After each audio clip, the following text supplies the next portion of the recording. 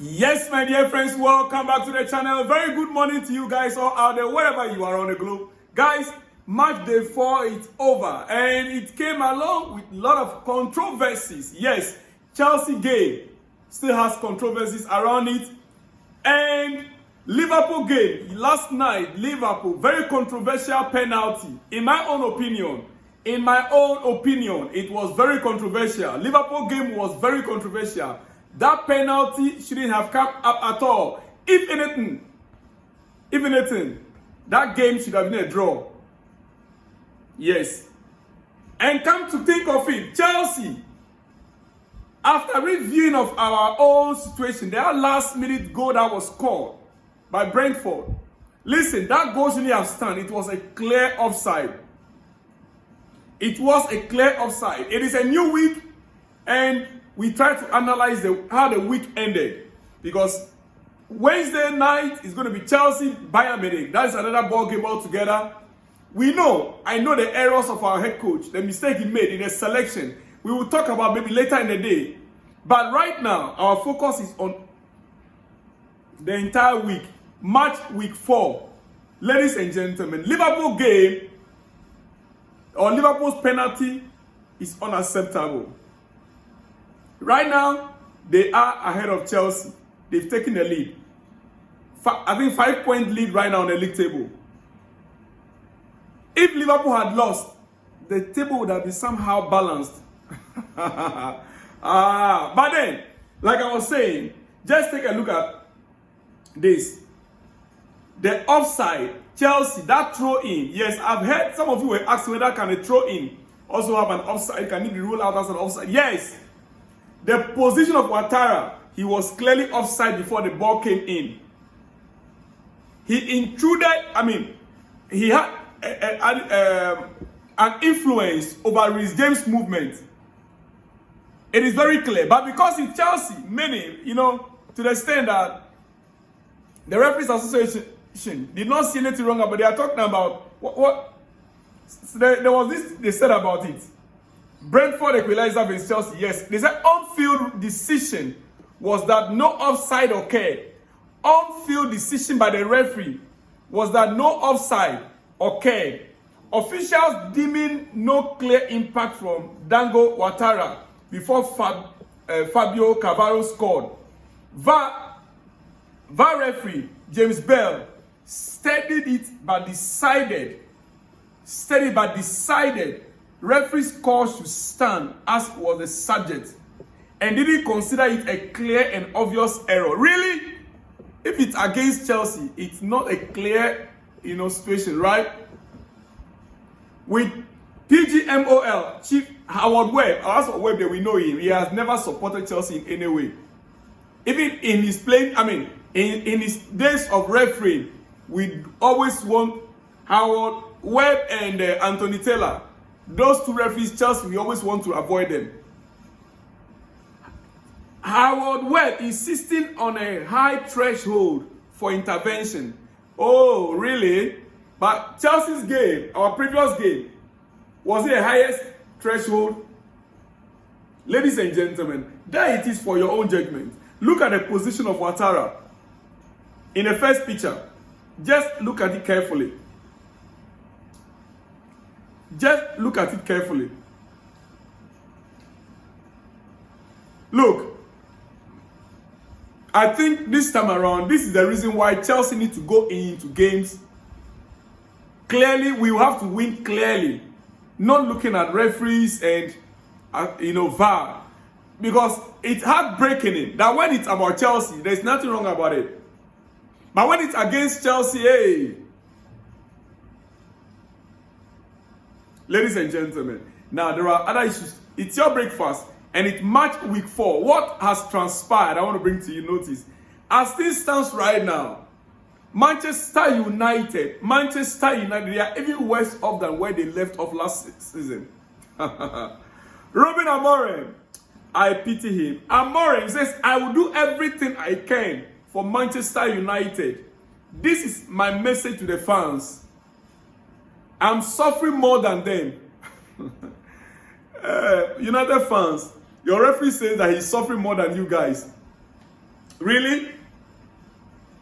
And the most amazing thing is that this guy is insisting that he's not going to change his system. He says, I won't change my philosophy. Not today, not tomorrow. If they, that's Ineos, want it changed, then they must change the man. He has given up. Amorim has given up on Manchester United. If the ownership want the system to be changed, the philosophy, the style of play to be changed, then they must change the man. Who is the man? He himself, that's the coach. And guess what? When I watched United game last night against City, I'm like, what are they doing? They'll play all the football. They'll play all the football. They attack nicely. But the final delivery, they always want to play the ball into the area of City. And when you throw a ball into the area of City, City have one of the best defense now. City have one of the best defense right now. And you kept throwing the ball into the area of City, and they kept defending, including Haaland. Haaland was their best defender yesterday. Ellen Haaland. He's scoring the goal and he's defending. He was one of the best defenders yesterday in that Man City setup. And I don't see why they kept doing the same thing. United, they will play all the good football. You see them attack nicely. The ball gets to the final 10 in the 18-yard, and they kept throwing the ball in. It's not working, Amorim. It's the system, the philosophy is not working. You can just tweak it a little. Just a little. A little. In that final 10. Maybe you need one player that can take the defense of other opponent on. You need somebody who can be more creative in that area.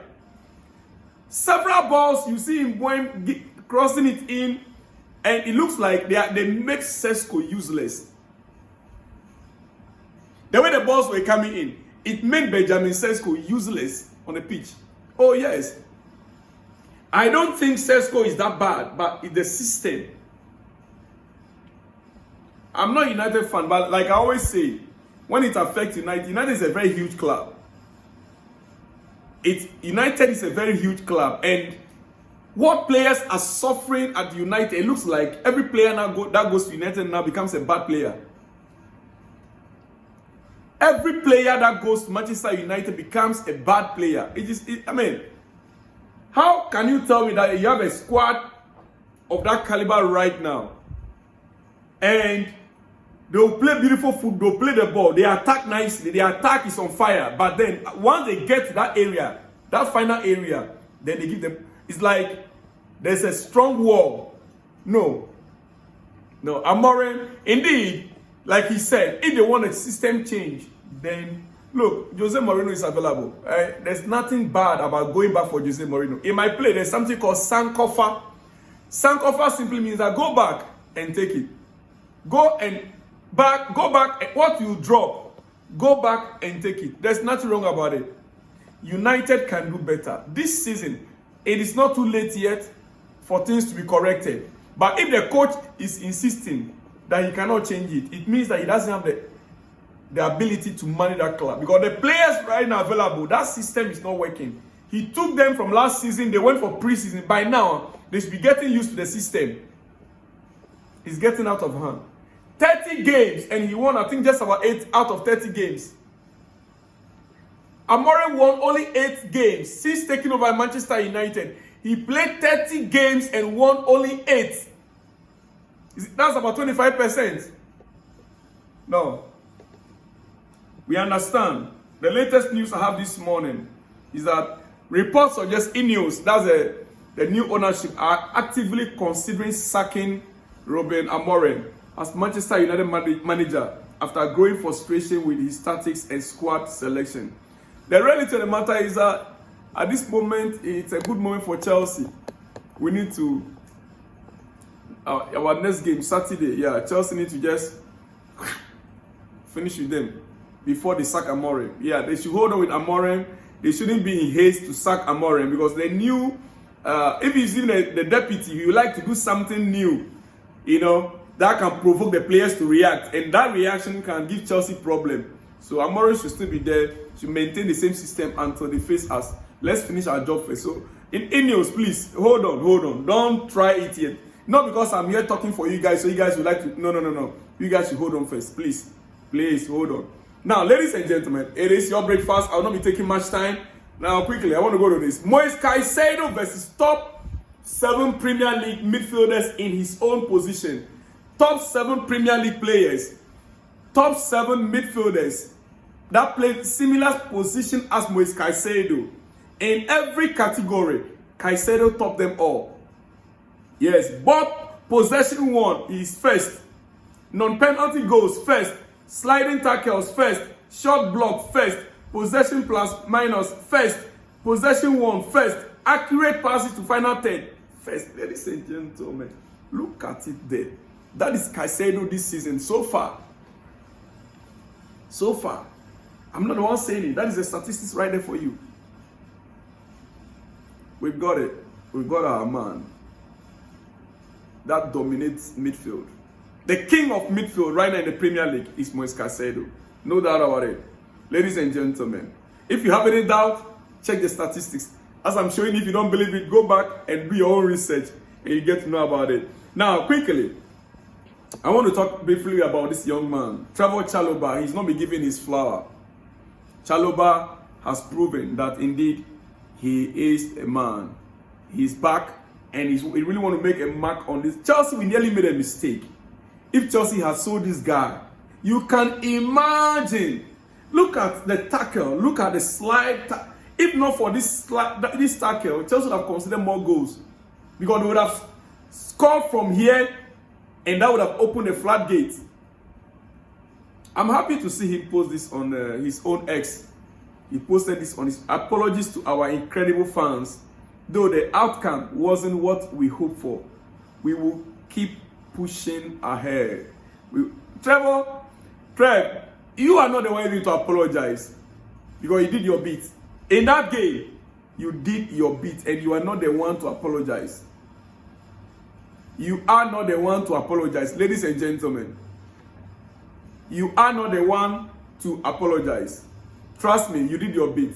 If I'm to choose 3 players that could be man of the match, apart from the one I chose, what's his name? Pedro Neto. I chose Pedro Neto as my man of the match for the day. Then I understand Caicedo. Yeah, I would have chosen you as well. So guys, Trevoh Chalobah, an incredible performance from him against Brentford last Saturday. Ladies and gentlemen, what do you say about the refereeing and the VAR issue? Let me hear from you guys in the comment section. Now, Maresca speaking and saying about João Pedro. João Pedro told him he was not 100% in the game, yet he played him for 70 minutes. I had a problem with that. Maresca, he says, when we face deep block team, having a proper 9 and João behind the proper 9, but we never had a proper 9. We didn't have the proper 9. You kept Maguire. You not even brought him on. He was not even on the team sheet. And you said it's your own decision not to bring him even on the team sheet. And we had Tariq George instead. You play Tariq George and João Pedro. And you say that when we have a proper 9 and João behind the proper 9, in the way we played against West Ham, yes, with João and Liam Delap, and how we started against Fulham, with João and Liam, that is a perfect situation for João. So why then did you play João when there was no proper 9? You made a decision, deliberate decision, to play Tariq George, and yet you still play João Pedro. What is your intention?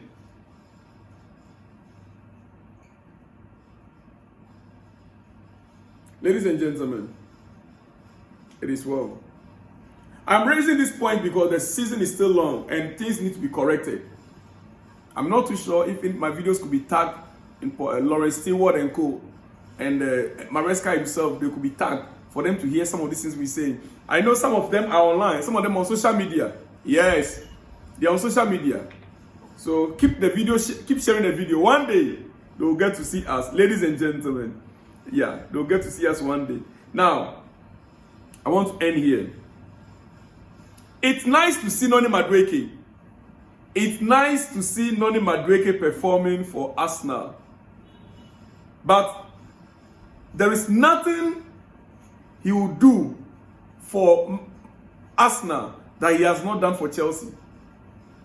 It's nice to hear all the hype.